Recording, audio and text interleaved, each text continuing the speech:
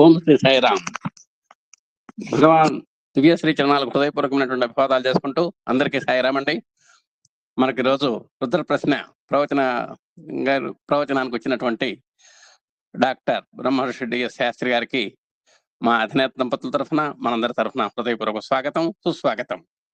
అలాగే అహం సత్యబోధక చెన్నై దివ్య జ్ఞాన యజ్ఞము శ్రీ సత్యసాయి దైనందిన ఆధ్యాత్మిక సత్సంగ వేదిక నేటి విశేష కార్యక్రమము రుద్ర ప్రశ్న. ఆ రుద్ర ప్రశ్న సునిశ్చిత పరిశీలన, సురుచిర పరిశోధన, సులలిత ప్రవచనకర్తలైనటువంటి శ్రీ డాక్టర్ బ్రహ్మర్షి డిఎస్ శాస్త్రి గారికి మనం స్వాగతిస్తూ వారిని రుద్ర ప్రశ్న ప్రవచనానికి మనందరి తరఫున స్వాగతిస్తూ ఆహ్వానిస్తున్నాం. అలాగే స్వామి యొక్క దివ్యాసి సుసంపన్నతోటి, మన అధినేత దంపతుల యొక్క శుభాకాంక్షలతోటి, మన ఆత్మీయ సోదర సోదరిముల యొక్క శుభకామనల మధ్య వారిని నవోన్మేషమైనటువంటి రుద్ర ప్రశ్నలో ఎన్నో విశేషాంశాలని ఆ స్వామి పలికించాలని, వారు మనకు హృదయపూర్వకంగా చెప్పాలని కోరుకుంటూ ఓం శ్రీ సాయిరాం. తదనంతరం మన ఆత్మీయ సోదరుమణి కె సుందర్ గారు వారి యొక్క దాని మీద విశ్లేషణ చేస్తారు. సందేహాలుంటే మనం అంతా కూడా అడగచ్చు. ఓం శ్రీ సాయిరాం. అందరికీ నమస్కారం.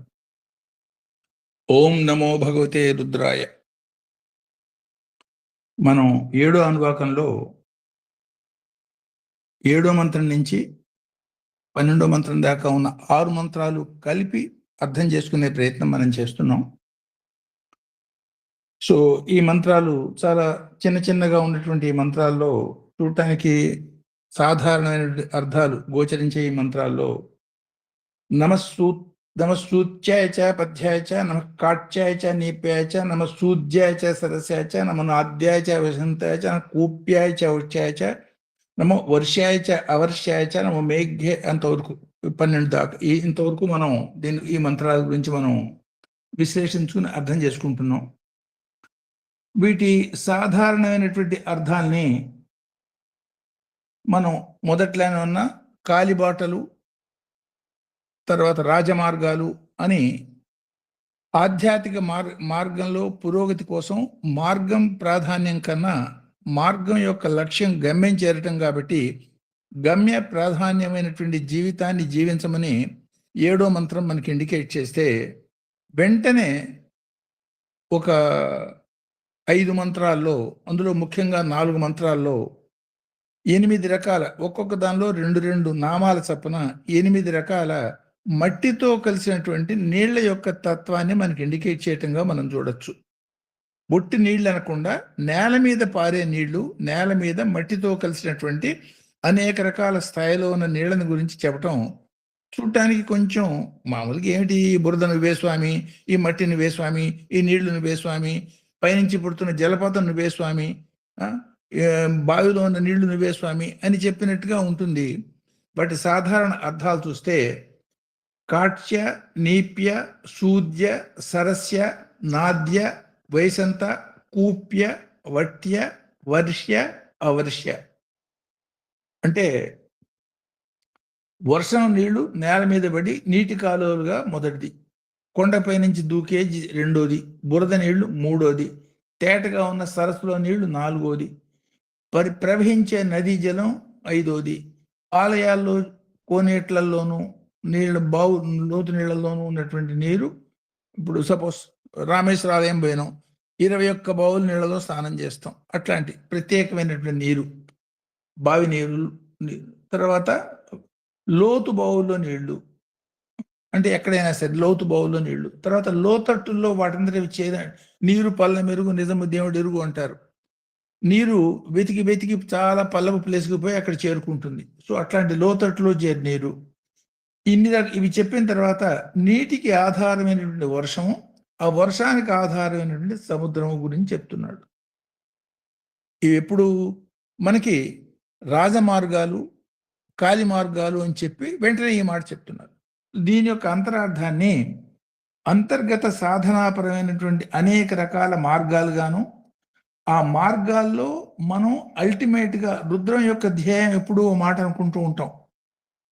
విశ్వం విష్ణు అన్న విష్ణు సహస్రనామంలో ఉన్నటువంటి నామం యొక్క అనుభూతిని పొందే మార్గాన్ని విశ్వం అంతా ఒకే ఒక విష్ణు స్వరూపం ఉన్నటువంటి అనుభూతి మనకు కలిగించేదానికి మన యొక్క ప్రవర్తన, మన విధానము, ఆలోచన విధానము, సాధన మార్గం ఎట్లా ఉండాలి, ఆ వివరాలన్నీ కూడా ఈ రుద్రమ ప్రశ్న లేదు ఈ రుద్రంలో ఉన్నటువంటి 169 మంత్రాలు క్రమంగా విడివిడిగా చెప్తంగా అర్థం చేసుకుని ఆ యాంగిల్లో మనం దీన్ని అన్వయం చేసుకుని అర్థం చేసుకుంటున్నాం.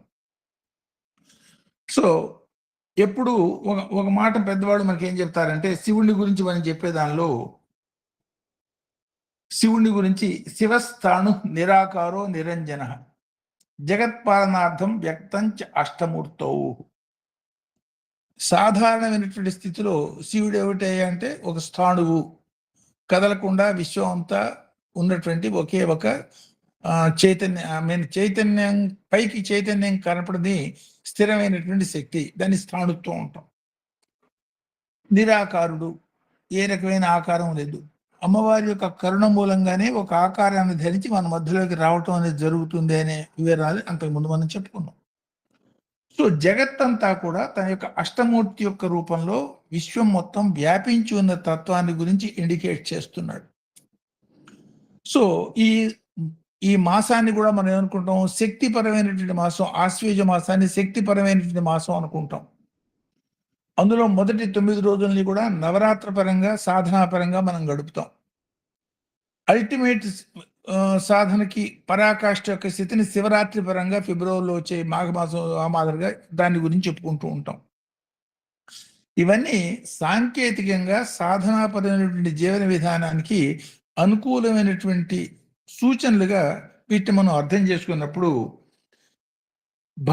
అంటే ఈ నవరాత్రుల పూజా సందర్భంలో అమ్మవారిని సాక్షాత్తు బ్రహ్మ గారు చేసిన స్తవంలో 4 రకాల రాత్రుల రూపంలో మోహరాత్రి, మహారాత్రి, కాళరాత్రి, దారుణ రాత్రి అన్న పరంగా అమ్మవారిని వర్ణించడంగా కూడా మనం చూస్తాం.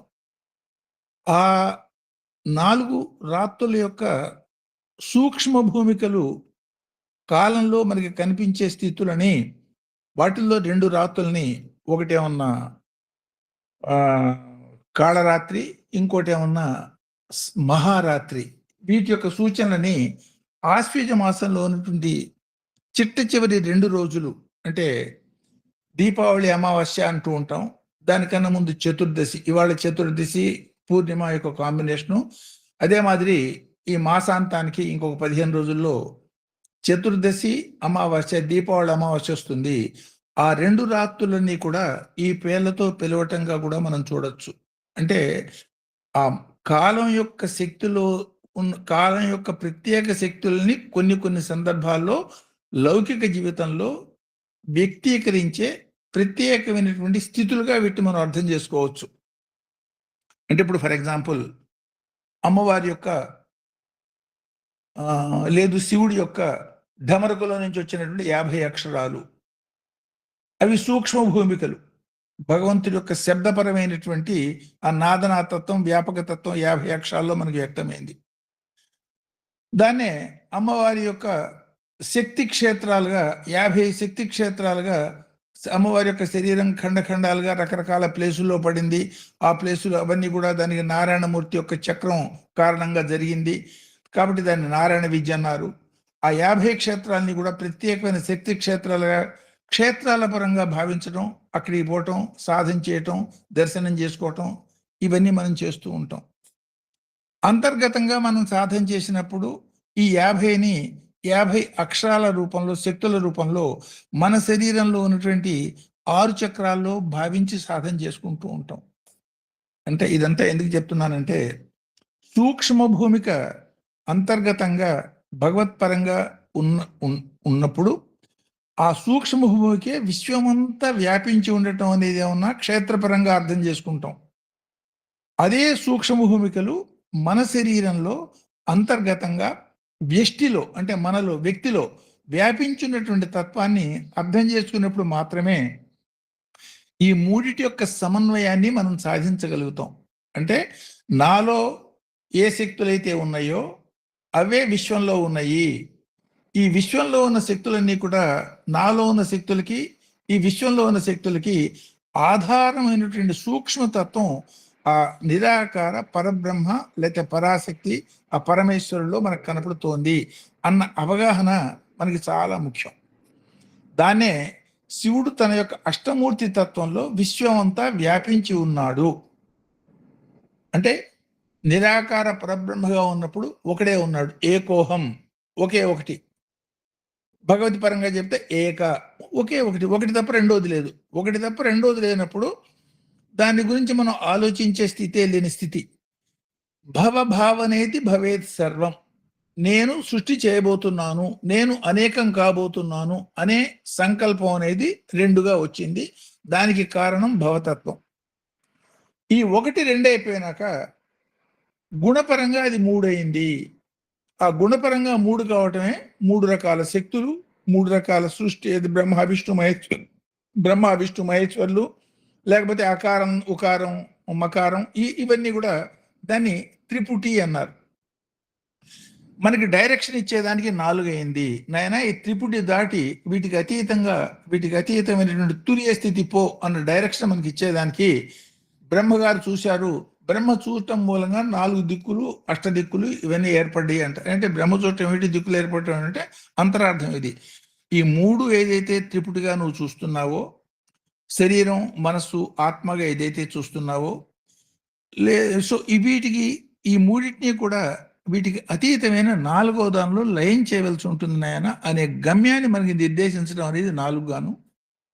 దానికోసం విశ్వం మొత్తాన్ని కూడా పంచీకృతంగా చేసి 5 అన్న తత్వంగా మనకి పంచభూతాత్మక పంచబ్రహ్మాత్మక శరీర తత్వాన్ని మనకి వ్యాప్తం చేసిన విధానంగాను, దీనికి సాధనాపరంగా అర్థం చేసుకున్నప్పుడు 6 కావటం గాను, ఈ 6 యొక్క గమ్యం 7 అనేది గమ్యం కావటం గాను, ఈ గమ్యాన్ని అర్థం చేసుకునేదానికి విశ్వం అంతా వ్యాపించున్నటువంటి అష్టమూర్తి శివతత్వాన్ని అర్థం చేసుకోండి అన్న సంకేతాన్ని ఈ 7వ అనువాకంలో, మానవ మహర్షి దర్శిస్తున్నటువంటి 7వ అనువాకంలో ఉన్నటువంటి అంతరార్థంగా మనం భావించవచ్చు.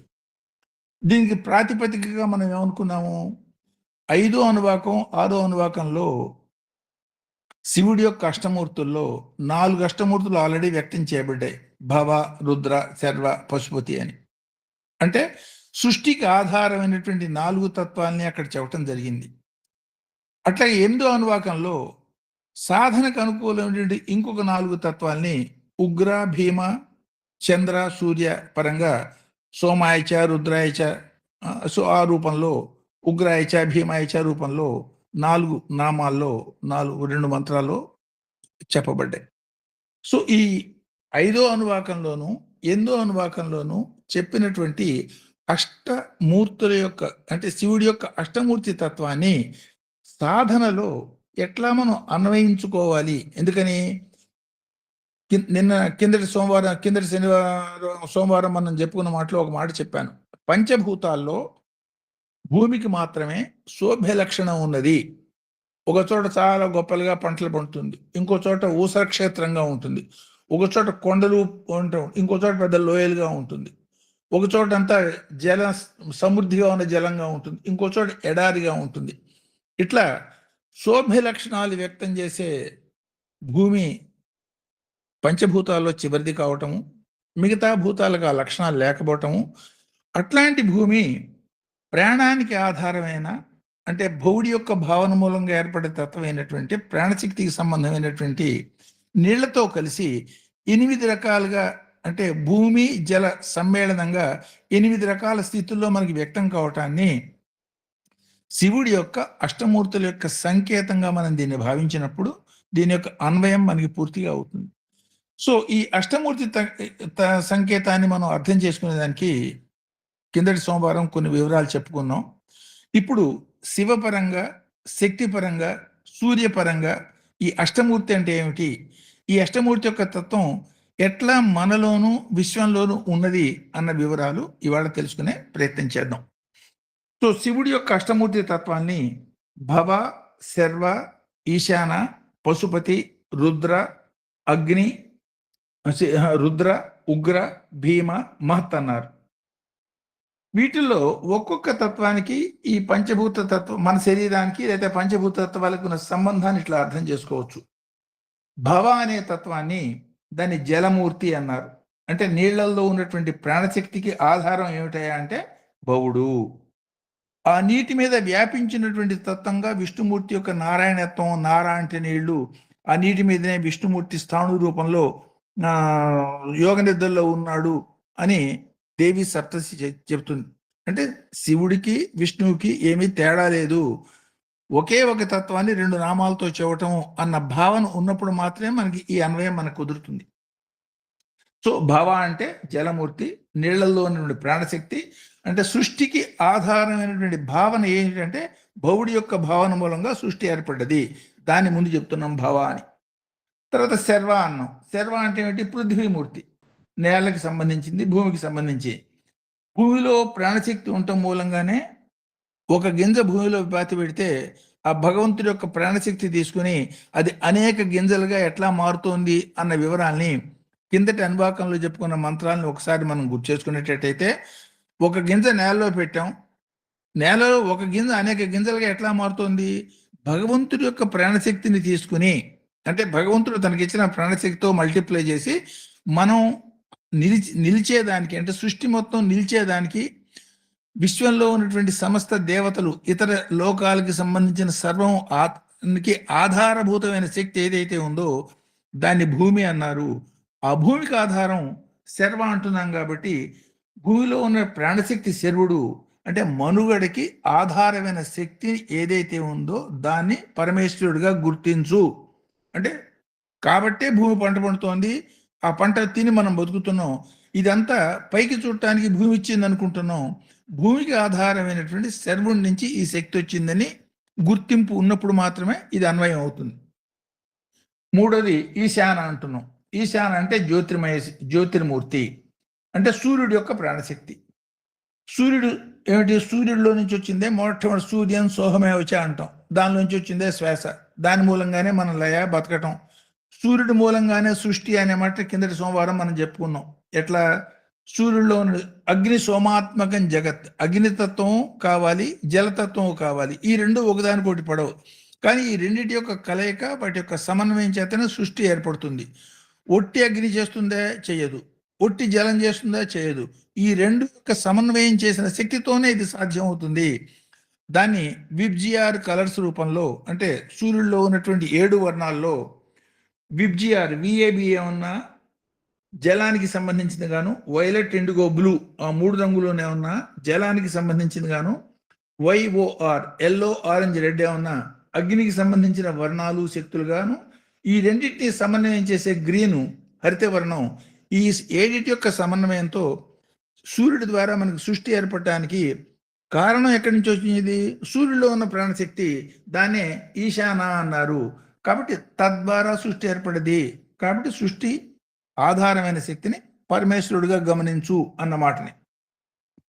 సో పశుపతి అంటే యాజమాన్యం, అంటే సర్వత్రా ఉన్నదేమిటి? ఎక్కడ చూసినా ఏదున్నా ఆత్మే. అనేక రకాలుగా స్వామి భగవాన్ సత్యసాయిబాబా చెప్పిన మాట ఒకసారి గుర్తు చేసుకుంటే, ఉన్నదంతా ఒకే ఒక మాట, ఉన్నదంతా ఆత్మ మాత్రమే, ఉన్నది ఒకే ఒకటి, అదే ఆత్మ అన్నమాట. దివ్యాత్మ స్వరూపులారా అని స్వామి చెప్పటం, దాన్ని గమనించగలగటం అన్నమాట. సో దాన్ని పశుపతి తత్వం అన్నారు. తర్వాత రుద్ర అంటే అగ్నిమూర్తి, అగ్నిలో ఉన్నటువంటి ప్రాణశక్తి. మొట్టమొదటి అనువాకాన్ని మనం చిదగ్ని దుక్కులు అనుకున్నాం. భగవతి పరంగా ఆలోచిస్తే చిదగ్ని కుండ సంభూత దేవకార్య సముద్యత అంటాం. సో చిదగ్ని అంటే ఏమిటి? అగ్నికి ఆధారమైనటువంటి ప్రాణశక్తి. కేనోపనిషత్తులో చెప్పుకున్న కథ ఒకసారి మనం గుర్తు చేసుకునేటట్టయితే, భగవంతుడి యొక్క అనుగ్రహం శక్తి లేకుండా అగ్ని గడ్డిపోచను కూడా కాల్చలేకపోవటము. తర్వాత ఆ అగ్ని భగవంతుడి యొక్క శక్తి ఉన్నప్పుడు విశ్వం మొత్తాన్ని దహించగలగటము, కాలస్వరూపుడుగా మన పాపాలని దహించగలగటం అన్న పరంగా. సో కాబట్టి ఆ రుద్రతత్వంలో అగ్నిలో ఉన్నటువంటి ప్రాణశక్తిని రుద్రతత్వం అన్నాము. అంటే విశ్వం అంతా కూడా స్థూలంగా ఏ శక్తి అయితే డిస్ట్రిబ్యూట్ అవుతుందో, ఇది energy can either be destroyed or created అంటామే సైంటిఫిక్ లా, ఆధారమైనది ఏదైతే ఆ విశ్వంలో అంతా ఉన్నటువంటి స్థూల శక్తిని అగ్ని అన్నారు.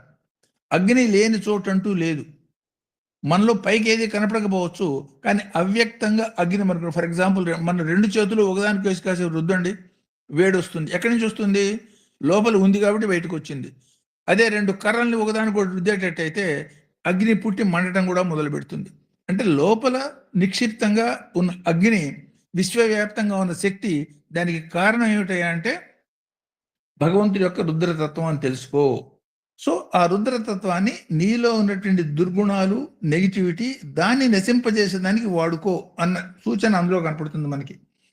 ఉగ్ర అంటే వాయుమూర్తి, అంటే గాలిలో ఉన్నటువంటి ప్రాణశక్తి. అంటే గాలికి ప్రాణశక్తి ఎక్కడి నుంచి వచ్చిందంటే ఈ భగవంతుడి యొక్క ఉగ్రతత్వం మూలంగా ఆ శక్తి వచ్చింది. అంటే మనిషి యొక్క ప్రాథమిక జీవలయ. విశ్వం అంతా డాన్స్ చేస్తోంది. నటరాజు యొక్క డాన్స్ అన్నారు, ప్రాథమిక లయ అన్నారు.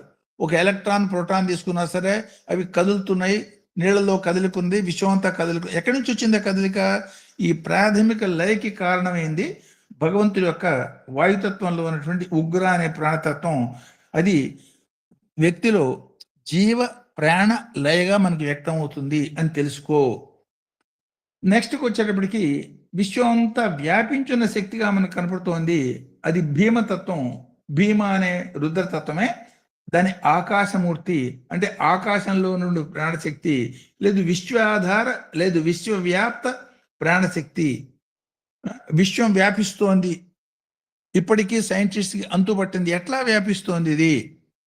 ఇప్పటికి ఎంత వ్యాపించిందంటే స్థూలమైనటువంటి ఆకాశం 1,00,000 కాంతి సంవత్సరాలు వ్యాపించింది అని. సో దీనికన్నా విశాలమైంది మనో ఆకాశం అని, దానికన్నా విశాలమైంది హృదయ ఆకాశం అని కూడా మనం అంటున్నాం. కాబట్టి ఈ వ్యాపించే తత్వం ఏముందో దానికి కారణం ఏమిటంటే దానికి భీమ ఆకాశతత్వం. సో అన్నిటికన్నా సూక్ష్మాతి సూక్ష్మమైంది, ఆధారభూతమైంది ఏమిటంటే మహత్. అది స్థూలమైనటువంటి ప్రాణమూర్తి. అదే విశ్వ చైతన్యం, చంద్రాధార శక్తి. చంద్రమా ఓషధులన్నిటికీ కారణం. చంద్రమా మనసోజాత, మనకి మనసులో కారణం. శివుడికి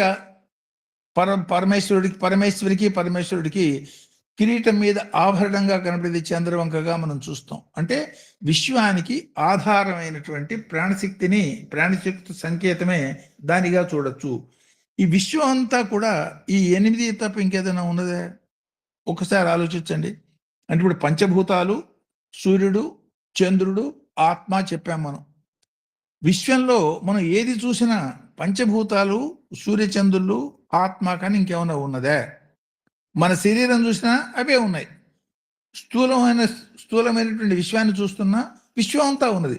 అంటే విశ్వం అంతా కూడా తన యొక్క అష్టమూర్తి తత్వంతో వ్యాపించినటువంటి శక్తిని శివుడి యొక్క అష్టమూర్తి తత్వం అన్నారు అనే మాట మనకు అవగాహన ఉంటే, ఎక్కడ చూసినా సరే వీటిల్లో ఏదో ఒకటే మనం చూస్తున్నాం. కాబట్టి ఈ అష్టమూర్తులకి ఆధారం ఏమిటంటే ఒకే ఒక తత్వం అయినటువంటి శివుడు, ఆ నవమతత్వం పరమేశ్వరుడు. ఆ పరమేశ్వరుడు యొక్క మూర్తులు 8. ఈ 8కి ఆధారం అదే అన్న భావనతో మనం జీవించటం మూలంగా ఏకోహం అనే బహుశ్యామ తత్వంలో నుంచి ఈ బహుశ్యానికి ఆధారమైనటువంటి ఏకత్వ తత్వం మీద మన దృష్టి నిలుస్తుంది. ఆ సాధన ఆ మాదిరిగా చేయండి అన్న సంకేతాన్ని మానవ మహర్షి 7వ అనువాకంలో 7వ మంత్రంతో మొదలుపెట్టి మార్గాలుగా చెప్తూ, ఆ మార్గాలకి ఈ 8 రూపాల్లో మీరు అనుభవిస్తున్నటువంటి తత్వం మొత్తాన్ని కూడా ఏకీకృతం చేసి ఆధారమైనటువంటి ఏకత్వాన్ని చూడండి అన్న సంకేతంగా దీన్ని మనం అర్థం చేసుకోవచ్చు. ఇట్లా సపోజ్ ఎటు ఇది ఈ దీన్నే నవరాత్రుల పరంగాను, లేదు ఈ ఆశ్వజ మాసం చెప్పుకుంటున్నాం, దీని అమ్మవారి పరంగా దీన్ని ఆలోచించేటట్టయితే లలితా సహస్రనామాల్లో 131వ శ్లోకంలో అమ్మవారిని అష్టమూర్తి అనే నామంతో పిలవటం మనం చూస్తాం. అంటే శివుడు అన్న శక్తి అన్న ఒకే కాయిన్ యొక్క 2 సైడ్స్, బొమ్మ బొరుసు అని అనుకుంటాం, లేదా చంద్రుడు వెన్నెల అనుకుంటాం. కాబట్టి అన్సపరబుల్, కాబట్టి ఇద్దరికి ఒకటే అన్వయం అవుతుంది అన్న వివరాన్ని కూడా అనేక రూపాల్లో, అంటే దేవి సప్తశతి పరంగా, లేదు లలిత సహస్రనామ పరంగా, లేదు శ్రీచక్ర పరంగా, లేదు గాయత్రి సాధన మనం నిత్య సాధన చేసే గాయత్రి పరంగా ఏ యాంగిల్లో చూసినా సరే ఈ అష్టమూర్తి తత్వం ఎట్లా వ్యాపించి ఉన్నదో మనం తెలుసుకునే ప్రయత్నం మనం చేద్దాం. సో దీన్నే ఉపనిషత్తు మనకి ఏం చెప్పింది? ప్రపంచం మొత్తం శివశక్తులు తమ అష్టమూర్తి తత్వంతో వ్యాపించి ఉన్నారు అన్న మాటని ఒక్క మాటలో ఈశావాస్యం ఎదురించి సర్వం అని చెప్పింది. ఈశావాస్యోపనిషత్తు అంటాను దాన్ని. ఏమిటే దాని యొక్క ప్రధానమైన భావం ఏమిటి? ఉన్నది ఒకే ఒక ఈశ్వరుడు ఆయన ఆ ఈశ్వర శక్తే అష్టమూర్తి తత్వంలో వ్యాపించున్నది. దాని ఈశావాస్యం ఇదని సర్వం. అది తెలుసుకోవటమే మన యొక్క సాధనకు గమ్యము. సో దీన్ని నవరాత్ర భావంతో మనం ఆరాధన చేయటంలో ఉద్దేశం ఏమిటంటే ఈ 8కి దీనికి ఆధారమైన ప్రధానమైన లక్ష్యం తత్వం ఏదైతే ఉందో దాన్ని కలిపి మనం చూసుకుని ఈ 9ని సమన్వయం చేసుకుని సాధన చేయటమే ఈ నవరాత్ర దీక్ష లేదా నవరాత్రుల్లో ప్రధానమైన లక్ష్యంగా. దాన్ని రాత్రి అనే మాటకి మనం అర్థం ఏం చెప్పుకున్నాం? రాతి సుఖం దదాతి ఇది రాత్రి. సుఖం అంటే ఏమిటి? లౌకిక జీవికి సుఖం ఏమిటి? లౌకికమైన సుఖం, హాయిగా నిద్రపోయినాడు, లేదు శారీరక సుఖం అనుభవించాడు, అది లౌకిక సుఖం. నిద్ర కూడా, ఆ నిద్ర ఏమిటో మనకి తెలియదు, కానీ నిద్ర చాలా సుఖాన్ని ఇస్తుంది. ఈ లౌకికమైన సుఖం నుంచి దీనికి ప్రాణాధారమైనటువంటి అలౌకిక సుఖం, దీనికి 100 రెట్లు 1000 రెట్లు కోట్లు విస్తృతమైన సుఖం ఉన్నది. దాన్ని పొందేదానికి చేసే ప్రయత్నాన్ని సాధన, దాన్ని నవరాత్ర సాధన, దాన్ని సాధించడాన్ని శివరాత్రి అనుభూతం పొందటము అన్న పరంగా నవరాత్ర శివరాత్ర పదాన్ని మనం అర్థం చేసుకోవచ్చు. సో వీటిని శివుడి పరంగా మనం ఏం చెప్పుకున్నాము? భవ శర్వ ఈశాన పశుపతి రుద్ర ఉగ్ర అగ్ని ఉగ్ర భీమ అనుకున్నాం, మహత్ అనుకున్నాం. దీన్నే అమ్మవారి పరంగా చెప్పేటట్టయితే ఇదే 8 నామాలు, పేర్లు వేరవుతాయి కానీ తత్వం మాత్రం ఒకటే. ఆ నామాల్ని సుకేసి, సోమ, స్వాహ, పరశివ, అదితి, సువర్చల, దీక్ష, రోహిణి అన్న 8 నామాలుగా చూడొచ్చు. దీన్ని మూక కవి అంటాం. ఆయన పుట్టుకతో మాట్లాడని వ్యక్తికి భగవతి తన దయతో సంపూర్ణమైన వాక్చాతుర్యం, మహత్తరమైన కవిత్వం ఆయన చేసిన స్తోత్రంలో అమ్మవారి యొక్క నామాలు మనం చూస్తే ఉన్నదంతా అష్టమూర్తితో నువ్వే కదమ్మా, ఎక్కడ నువ్వు తప్ప ఏముంది ఈ విశ్వం అనే మాట చెప్తూ ఆయన చెప్తాడు. ఆయన భగవతిని ఆయన ప్రార్థన చేస్తూ చెప్పిన మాట, ధరణిమయీం తరుణిమయీం తరణిమయీం ఇందుమయీం అంబుమయీం పవనమయీం దహనమయీం గగనమయీం హోతృమయీం అంబాం అనుకంపం ఆదిమా వీక్షే. తల్లి, నువ్వు తప్ప ఈ విశ్వంలో చూడటానికి నాకేం కనపట్టలేదు. నీ యొక్క అనుగ్రహ దృష్టి నా మీద ప్రసరించావు కాబట్టి నాకు ఇది అనుభూతం కలిగింది. అంటే భగవంతుడి లేదు భగవతి యొక్క అనుగ్రహం మూలంగా మాత్రమే ఈ అష్టమూర్తుల్లో అంతర్లీనంగా ఉన్నటువంటి ఆది తత్వాన్ని మనం చూడగలుగుతాము. అంటే శరణాగత భావంతో మనం చేసే ప్రయత్నంతోనే ఈ అష్టమూర్తుల్లో విశ్వం అంతా ఆధారమైనటువంటి ఏకతత్వాన్ని చూడగలుగుతాం అన్న భావన ఇంపార్టెంట్ అనే మాట చెప్తున్నాడు. దీన్నే సపోజ్ శ్రీచక్ర పరంగా మనం భావించి చూసేటట్టయితే బిందువుని కాకుండా ఉన్నటువంటి మిగతా 8 ఆవరణలని 8 రకాలుగా మనం చెప్తాం. ఆ 8ని కూడా ఈ అష్టమూర్తి తత్వం యొక్క సింబల్గా మనం ఆలోచించవచ్చు. అంటే జామెట్రికల్ ఫారంగా సృష్టి మొత్తాన్ని మనం వేసినప్పుడు 3 డైమెన్షనల్ ఫిగర్లో ఉన్నటువంటి మహామేరు స్థితి, అంటే పైన బిందువు, కింద 8 ఆవరణలతో ఉన్నటువంటి 8 చక్రాలు మనకు కనపడతాయి. ఈ 8కి ఆధారం బిందువు. ఆ 8ని అష్టమూర్తులని, ఆ అష్టమూర్తులకి ఆధారమైన నవమాన్ని బిందువుగాను అన్వయించుకుని మనం చూడొచ్చు. వాటిని శ్రీచక్ర పరంగా రకరకాల పేర్లతో చెప్తారు.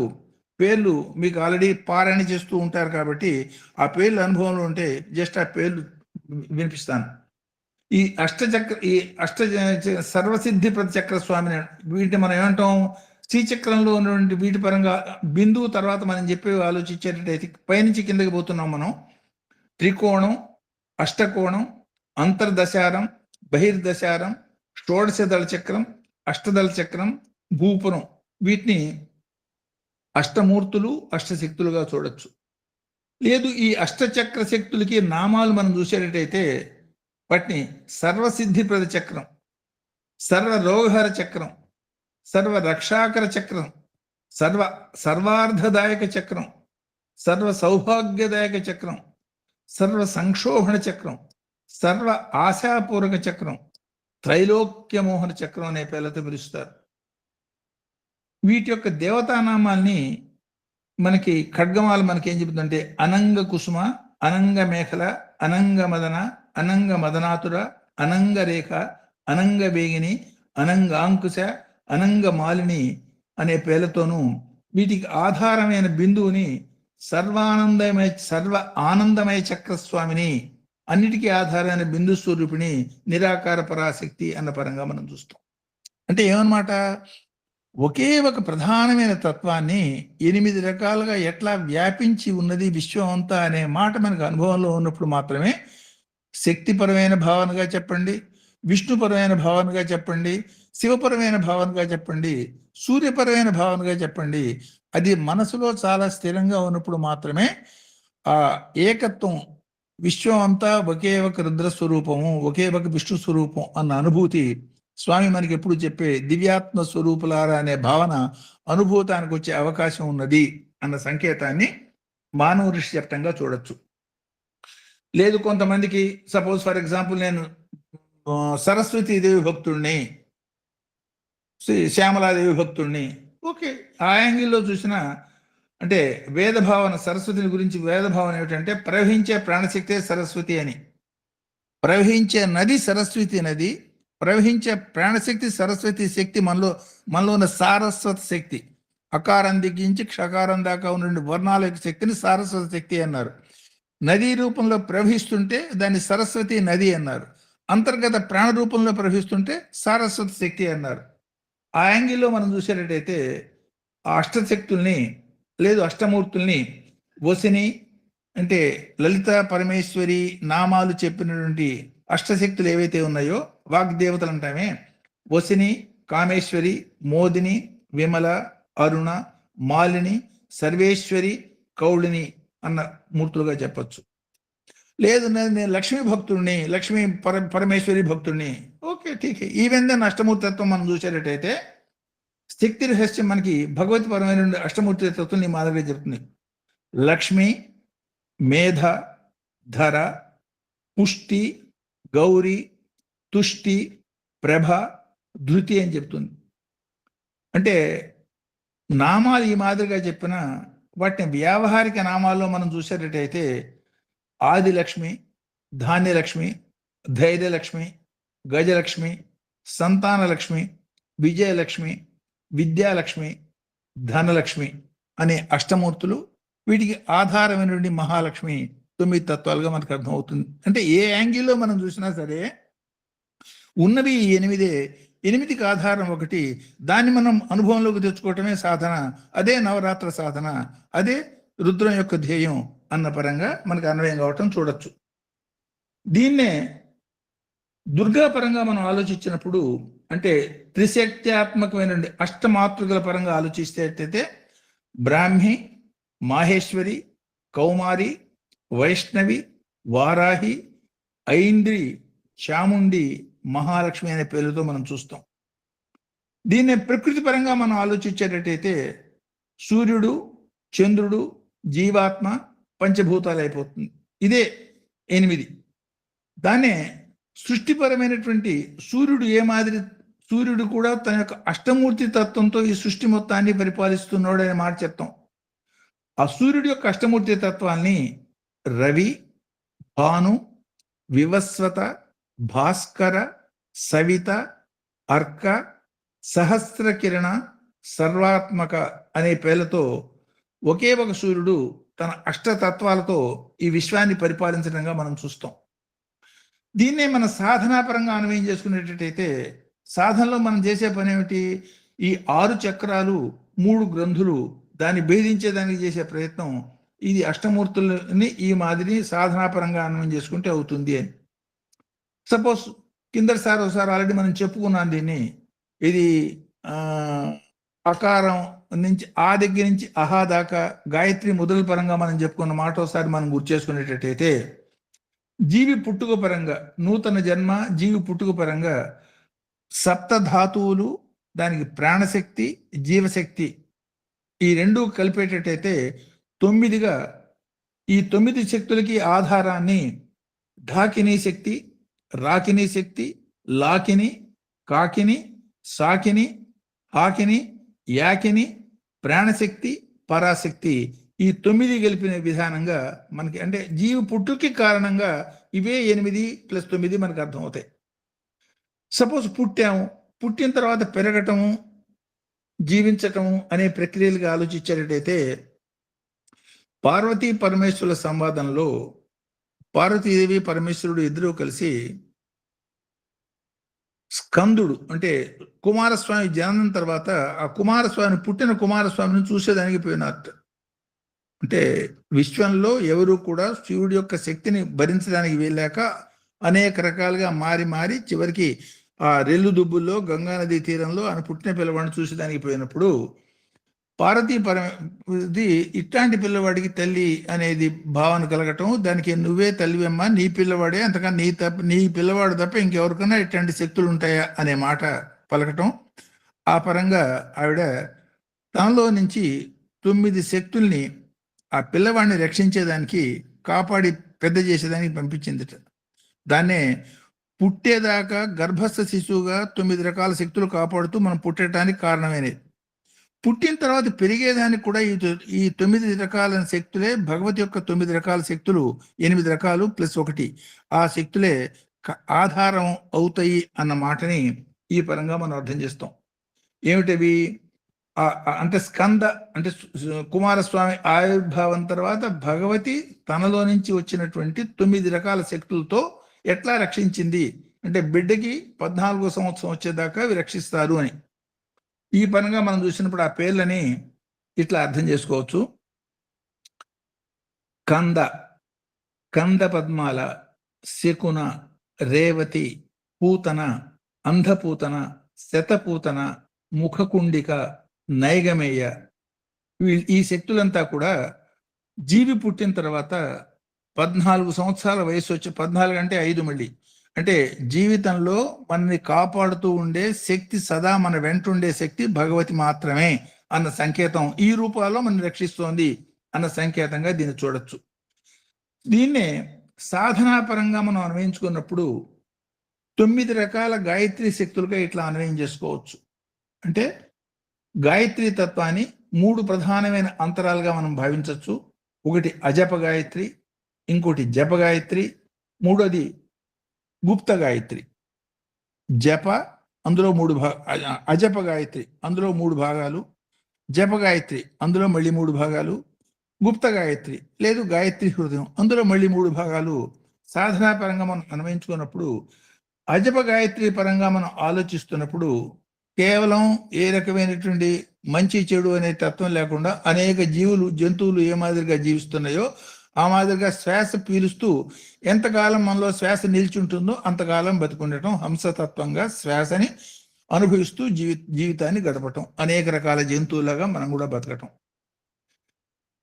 ఒక స్థాయికి వచ్చేటప్పుడు, రెండో స్థాయికి వచ్చేటప్పటికి ఆ శ్వాసలో ఉన్నటువంటి రహస్యాన్ని మనం తెలుసుకుని, ఓహో ఇది ఏదో హంస కాదు, ఇది సోహం తత్వంగా ఒకే ఒక భగవంతుడు మనలో ఉన్నటువంటి 2 అన్న భావన సాధనాపూర్వకంగా శ్వాసని అర్థం చేసుకుని భావించటం అనేది రెండో స్టేజ్. మూడో స్టేజ్కి వచ్చేటప్పటికి సోహం సూర్యమేవచ సోహం సదాశివోహం అని సమశ్వాసని, ఈ పైకి కిందకి పోతున్న దాన్ని ఒకటి పైకి ఒకటి కిందకి కాకుండా ఆ రెండింటి యొక్క సమత్వంతో రెండిటికి ఆధారమైన మూలతత్వాన్ని చేరే ప్రయత్నం చేయటం శ్వాసపరంగా, అది సోహం సూర్యమేవచ సోహం సదాశివం అన్న సమశ్వాస పరంగా అనుభవించడం అనేది అజప గాయత్రి పరమైనటువంటి 3 భాగాలు. సో జప గాయత్రిలో 24 అక్షరాల గాయత్రిని 3 వ్యాహృతులతో భూభువ స్వహగా ఓంకారంతో కలిపి ఓం భూర్భువ తత్సవితద్వరేణ్యం భర్గో దేవసి ధీమధియో అని ప్రచోదయతగా చెప్పే జప గాయత్రిని యాజ్ ఇట్ ఈజ్ గా గురుముఖంగా అనుష్ఠానం చేయటం అనేది ఒక పద్ధతి. దీనికి ప్రాణబీజాన్ని కలిపి ఆం హ్రీం క్రోమ్ అనే ప్రాణబీజాల్ని సమన్వయం చేసుకుని ఆ సమన్వయంతో దీన్ని చేయటం అనేది రెండో పద్ధతి. దీనికే సప్త వ్యాహుతితోనూ ప్రాణబీజాలతోనూ కలిపి చేయటం అనేది మూడో పద్ధతిగా జపగాయత్రి పరమైనటువంటి 3 రకాల సాధనగా దీన్ని అన్వయం చేసుకోవచ్చు. సో గుప్త గాయత్రి పరంగా దీన్ని మనం ఆలోచించినప్పుడు ఇవన్నీ గురూపదేశంతో మనం చేయవలసిన విధానంగా ఉంటాయి. సో వీటిని ఆ బాలా విద్య అంటూ ఉంటాం. 3 అక్షరాల మహామంత్రాన్ని శ్వాసపరంగా లలితా సహస్రనామాలో మనం చూసేటట్టయితే 1000 హంసలు ఆవిడ రథాన్ని తోలుతున్నాయి అన్న పరంగా, అంటే అన్ని సాంకేతికంగా చెప్పిన మాటలు. 1000 హంసలు తోలటం కాదు, శ్వాసపరమైనటువంటి బీజాక్షర శక్తుల్ని బాలా మంత్రపరంగా అన్వయం చేసుకుని సాధన చేయటం ఒక పద్ధతి. పంచదశి అన్ని విశ్వం అంతా 5 ఈ 5లు 3 త్రిగుణాలు పంచత్వం వీటితో కలిసి ఉన్నదే అన్న భావంతో పంచదశిని 15 అక్షరాల మంత్రంగా సాధన చేయటం. ఈ 15కి ఆధారమైనటువంటి 16వది అన్న భావనగా షోడశాక్షర మహామంత్రాన్ని సాధన చేయటం అనేది గుప్త గాయత్రి పరమైనటువంటి సాధన పరంగా మొత్తం ఈ 9 రకాల మంత్ర సాధన పరంగా దీన్ని మనం అన్వయం చేసుకోవచ్చు.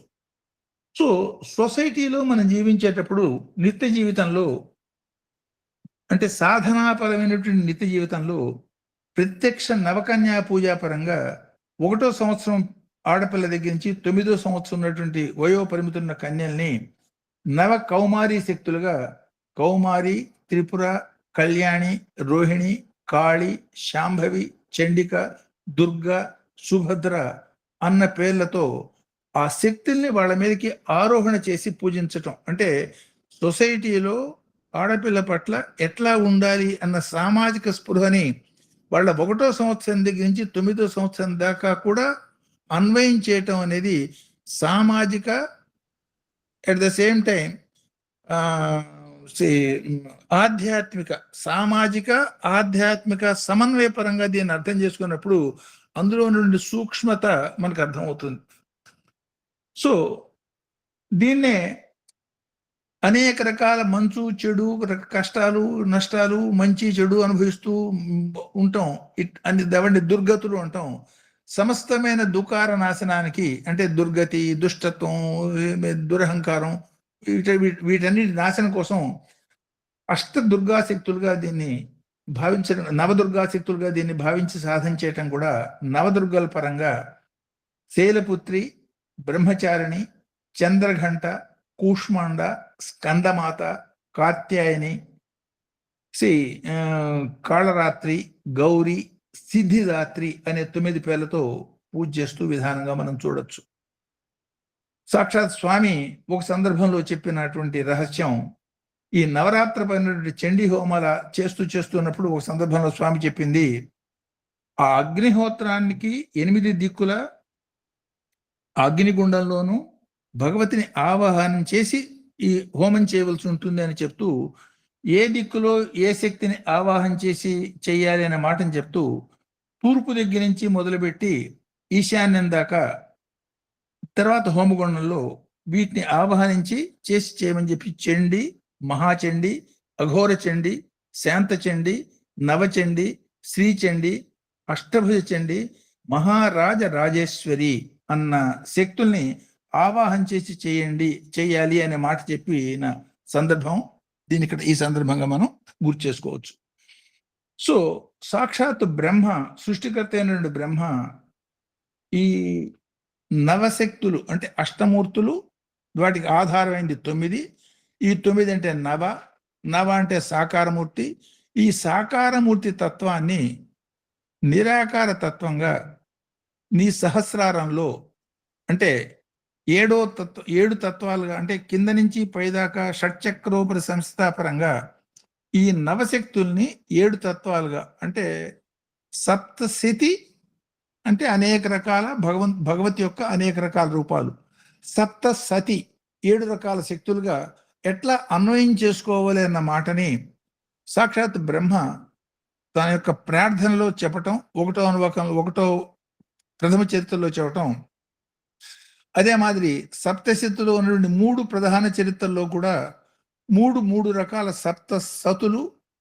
మొత్తం సప్తశతిని తీసుకున్నప్పుడు ఎంటైర్ 700 శ్లోకాలకి ఆధారభూతమైనటువంటి సప్త సతులు మొత్తం 5 రకాల సప్త సతులుగా, అంటే ఈ అనేక రకాల 9 తత్వాన్ని మనం చూసాం. వ్యక్తిగత సాధనలో వీటిని సహస్రార స్థితిలో సప్త సతులుగా అనుభవించవలసి ఉంటుంది అన్న సంకేతాన్ని సప్తశతి పారాయణలో సంకేతంగా ఇట్లా మనం చూడొచ్చు. ప్రథమ చరిత్రలో ఉన్నటువంటి సప్త సతుల్ని కాళి, తార, చిన్నమస్త, సుముఖి, భువనేశ్వరి, బాల, కుబ్జ అనే పేర్లతో చెప్తారు. ఇవన్నీ సాధనాపరమైనటువంటి అనేక రకాల నామాలు. మధ్యమ చరిత్రలో ఉన్న సప్త సతుల్ని లక్ష్మి, లలిత, కాళి, దుర్గ, గాయత్రి, సావిత్రి, అరుంధతి అనే నామాలతో చెప్తారు. ఉత్తమ చరిత్రలో ఉన్న సప్తశతుల్ని ఇందాక చెప్పుకున్న బ్రాహ్మి, మహేశ్వరి, కౌమారి, వైష్ణవి, వారాహి, మహేంద్రి, చాముండి ఈ సప్తనామాలతో చెప్తారు. మొత్తం సప్తశతిలో ఉన్న, అంటే సప్తశతి 700 శ్లోకాలు, ఆ మొత్తాన్ని సంకలనం చేసింది సప్త ఋషులు. వాళ్ళు చేసి ఆ మొత్తంలో ఉన్న సప్తసతుల్ని నంద, శతాక్షి, శాకంబరి, భీమ, రక్తదంతిగా, దుర్గ, భ్రామరి అనే పేర్లతో చెప్తారు. ఈ సప్తశక్తుల్ని మొట్టమొదటి చరిత్రలో, అంటే ప్రథమ చరిత్రలో బ్రహ్మగారు, అంటే సృష్టికర్త అయిన బ్రహ్మ విష్ణువుని మేలుకొల్పేదానికి తను చేసిన ప్రార్థనా రూపంలో చెప్తాడు. అంటే ఏమన్నమాట, అంతర్గతమైనటువంటి సాధన మనమంతా కూడా మేల్కొని పొందవలసినటువంటి స్థితిగా అన్వయం చేసుకున్నప్పుడు వీటిని మహావిద్య, మహామాయ, మహామేధ, మహాస్మృతి, మహామోహ, మహాదేవి, మహాసుర అనే ప్రకృతి స్వరూపిణి అనే నామాలతో 7 రకాలుగా ధ్యానించడం చూడొచ్చు. అంటే ఈ 7 మనం చూసేటట్టయితే ఇవన్నీ అర్థం చేసుకుంటే మనలో ఉన్నటువంటి శక్తులే. ఈ మనలో ఉన్న శక్తుల్ని, ఈ 7 రకాల శక్తుల్ని ఏకీకృతం చేసి ఒకటిగా దాన్ని శివశక్తి స్వరూపంగా సహస్రారంలో అనుభవించటము, అదే నవరాత్రపరమైన సాధన. అదే రుద్రం యొక్క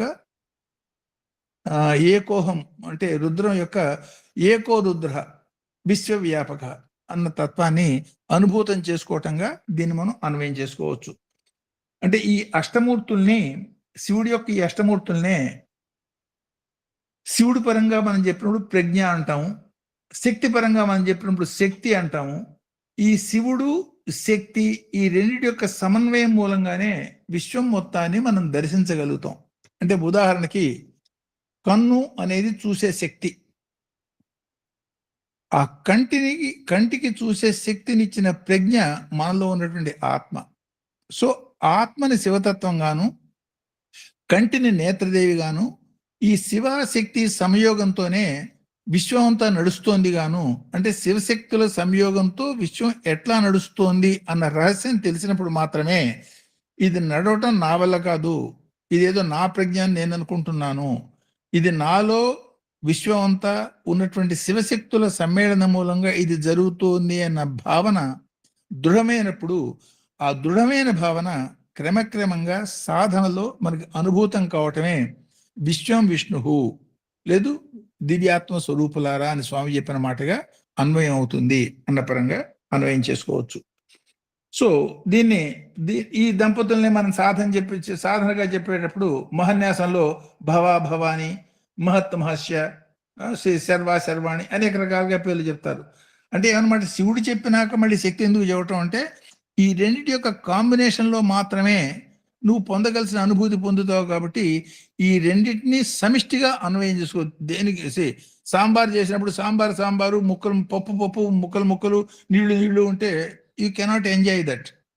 అన్నీ కలిపి సమన్వయమైనటువంటి రసమయ స్థితి వచ్చినప్పుడు మాత్రమే దాన్ని ఆస్వాదించగలిగినట్టుగానే ఈ శివతత్వాన్ని, శక్తితత్వాన్ని నీలో ఉన్నటువంటి ఈ చేతన్తో దీన్ని అనుభవంలోకి తెచ్చుకునే ప్రయత్నం చేసినప్పుడు మాత్రమే నువ్వు పొందవలసినటువంటి అనుభూతిని పొందగలుగుతావు.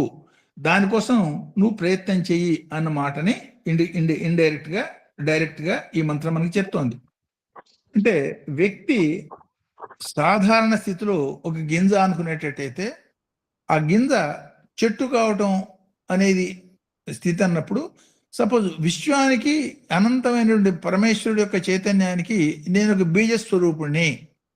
ఈ బీజం పరమాత్మ అనే విశ్వం అనే విష్ణువుగా విశ్వం విష్ణువు అన్న వ్యాప్తి చెందినటువంటి వృక్షంగా మార్పు కలగటమే సాధన అనుకున్నప్పుడు తాను విశ్వానికి తనకి ఉన్నటువంటి తేడా లేదన్న భావన ముందు కలగాలి. అంటే గింజలోనే చెట్టు ఉన్నది అనే భావన ముందు కలగాలి.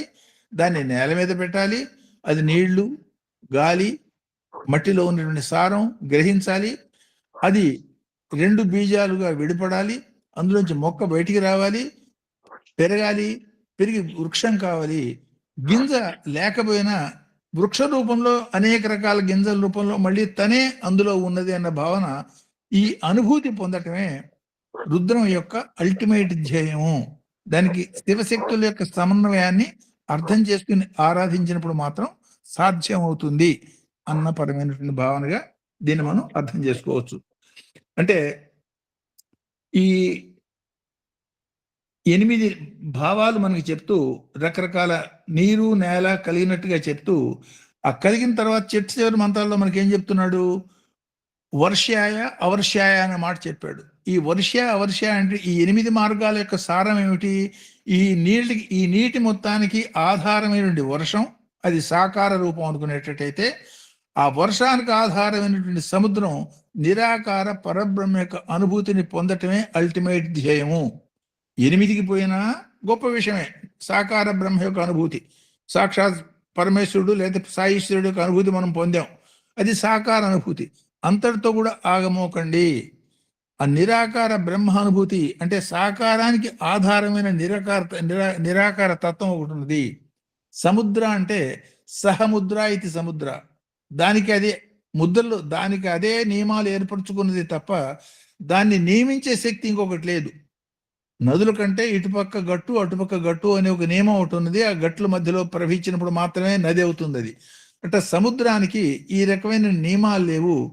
దానంతట అది నియమించుకున్న చెల్లెల కట్ట దాటి రాకుండా ఉండటం అనే నియమమే తప్ప దాన్ని మనం నియమించలేము అనేది దాన్ని నిరాకార సముద్రాన్ని నిరాకార పరబ్రహ్మతత్వంగాను, నీటిని అంటే ఈ అన్ని రకాల నీళ్ళకి ఆధారమైనటువంటి వర్షాన్ని సాకారం యొక్క అనుగ్రహంగాను దీన్ని మనం భావించినప్పుడు ఈ శివుడి యొక్క అష్టమూర్తి తత్వాల యొక్క అనుభూతిని ఆ వర్షపు నీరు, సముద్రపు నీరు అన్నప్పుడు సాకార పరబ్రహ్మ నిరాకార పరబ్రహ్మ తత్వంలో అనుభూతం చేసుకోవటమే రుద్రం యొక్క ధ్యేయము అన్న మాటగా ఇది అర్థమవుతుంది. అంటే మీఢుషే అనే వర్షానికి మీఢుషే అనే మాట ఎప్పుడు అనేక సందర్భాల్లో మీఢుషే వింటూ ఉంటాం. మీఢుషే ఏంటంటే వర్షించటం, కృపావర్షం. భగవంతుడు యొక్క ఒకటి అడిగితే కూడా 10 ఇయటం. కృపావర్షం వర్షించటంలో ఉద్దేశం ఏమిటంటే ఈ అనుగ్రహ వర్షంలో తడిసి, లేదు 72,000 నాడులు కూడా ఆనంద వర్షంలో తడిసి అనే స్థితి మనం ఎప్పుడు చెప్పుకుంటూ ఉంటాం. సో దీనికి ఆధారం ఏమిటంటే ఆ నిరాకార పరబ్రహ్మలో అల్టిమేట్ స్థితి ఏదైతే ఉన్నదో అంతదాకా తీసుకుపోయే శక్తి ఈ రుద్రానికి ఉన్నది. కాబట్టి ఆ యాంగిల్లో మీ సాధన కంటిన్యూ చేయండి అన్న పరంగా ఈ 8 నామాలు వర్ష అవర్షతో కలిపి మనం చేసుకున్నప్పుడు మనకి ఈ మాదిరిగా అన్వయం చేసుకోవచ్చు. అంటే వడ్ల గింజ పైన పొట్టుంటే, అంటే బియ్యపు గింజ పైన పొట్టుంటే అది వడ్ల గింజ అయింది. ఆ పైన పొట్టు అజ్ఞానం అనే పొట్టు పోయేటట్టయితే 8 కాదు, 8కి ఆధారం ఒకటే అన్నది అది కలిగేటట్టయితే ఆధారమైనటువంటి బియ్యపు గింజ అయినట్టుగా జీవత్వానికి భగవతత్వానికి కేవలం తేడా ఏమిటి అంటే వడ్ల గింజలో బియ్యపు గింజ భగవంతుడు, వడ్ల గింజ మానవుడు. అజ్ఞానం అనే పొట్టు, అనేకం అనే పొట్టు ఆ పైన ఉండటం మూలంగా మానవుడు అనే భ్రమలో నేనున్నాను. ఈ తీసేసేటట్టయితే ఈ 8 రకాల తత్వాలకి ఆధారం ఒకటేను అన్న స్థిరమైనటువంటి నమ్మకం సాధనతో నేను పొంది దాన్ని తీయగలిగేటట్టయితే ఆధారభూతమైనటువంటి భగవంతుడుగా నేనే మారుతాను తప్ప భగవంతుడు అనేవాడు సపరేట్గా ఎక్కడి నుంచో లేడు అన్న సంకేతాన్ని ఈ నామాలు 8+2 8 నీళ్లు మట్టి కలిసిన నామాలు. ఒకటి శుద్ధ జలము, అశుద్ధ జలానికి ఆధారమైనటువంటి సముద్రం. ఈ పరమైనటువంటి అన్వయంతో మనం వాటిని అన్వయం చేసుకోవచ్చు. ఇది ఒక particular angle of understanding this అష్టమూర్తి +2. ఇంకొక యాంగిల్ ఇప్పుడు దీన్ని ఇక్కడ ఆపుతాను, ఎందుకంటే ఇది కొంచెం అనేక రకాల భావాలు ఆల్రెడీ ఎక్స్ప్రెస్ చేయటం అయింది కాబట్టి కొంచెం జటిలంగా ఫీల్ అయ్యే అవకాశం ఉన్నది. సో మళ్ళీ ఇది కూడా చెప్పేటట్టయితే ఇది కొంచెం టైం పడుతుంది. ఇది నెక్స్ట్ సోమవారం దీన్ని డిస్కస్ చేసుకుందాం. ఇందులో ఏదైనా సందేహాలు కానీ ఫర్దర్ ఎలాబొరేషన్ ఏదైనా ఉన్నదంటే those points you can ask, those points will discuss. అందరికీ నమస్కారం. ఇక్కడ ఆపుతాను.